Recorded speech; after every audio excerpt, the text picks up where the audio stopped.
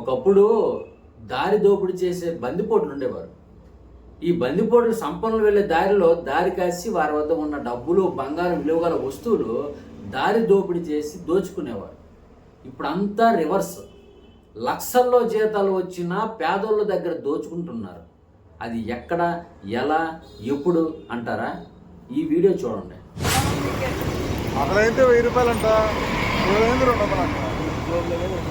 చూడండి, మధ్యలో ఆడుతున్నా ఏం స్కిల్ వస్తున్నామండి. యాక్సిడెంట్ అయింది అంటే అర్జెంట్కి వెళ్ళి వస్తున్నాం సరే చెప్పలేదు.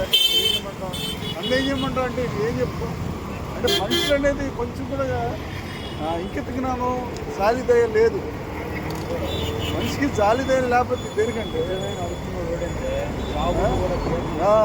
వాడికి 50,000 జీవితం. మనం పనికెళ్తే నేను ట్యాక్సీ డ్రైవర్ అని చెప్తున్నాను సార్, నేను ట్యాక్సీ డ్రైవర్ నేను తీసుకోలేదండి. మనం ఏం చేయమంటావు అంటాడు, ఏం చేయమంటాడు. మనిషి అనేవాడికి ఇంటి జ్ఞానం ఉండాలి, కొంచెం జాలిదయ అనేది.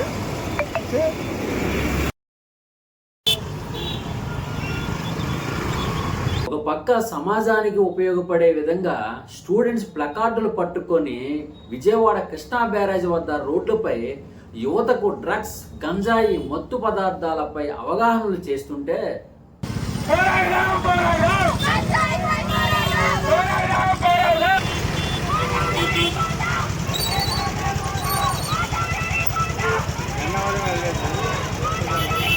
మరోపక్క అదే విజయవాడలో అదే కృష్ణా బ్యారేజ్ వద్ద హెల్మెట్ లేదని ఒక ట్యాక్సీ డ్రైవర్ ఫ్యామిలీతో వెళ్తుండగా ఆపి మా అధికారులు వస్తే 1000 రూపాయలు ఫైన్ పడుతుందని 200 ఇస్తే వదిలేస్తానని చెప్పాడు.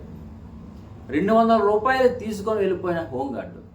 బాధ్యతగా వ్యవహరించవలసిన పోలీస్, హోంగార్డు ప్రభుత్వానికి ప్రజలు కట్టే పన్నుల రూపంలో ఉద్యోగులకు ప్రభుత్వం జీతాలు ఇస్తుంటే అవి చాలక మళ్ళీ అదే ప్రజల వద్ద లంచాలు వసూలు చేసి అటు ప్రభుత్వ ఆదాయానికి గండి కొడుతూ ఇటు ప్రజల నుండి అక్రమ వసూలు చేసి ప్రజలను దోచుకుంటున్న పరిస్థితి.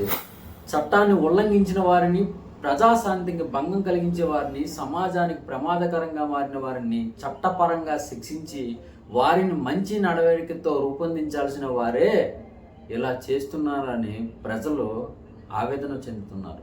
ప్రజా సమస్యలను అధికారులకు, నాయకులకు తెలియజేసే ఈ వీడియో మీకు నచ్చితే లైక్ చేసి, షేర్ చేసి మీ అభిప్రాయాన్ని కామెంట్ చేయండి, సపోర్ట్ చేయండి.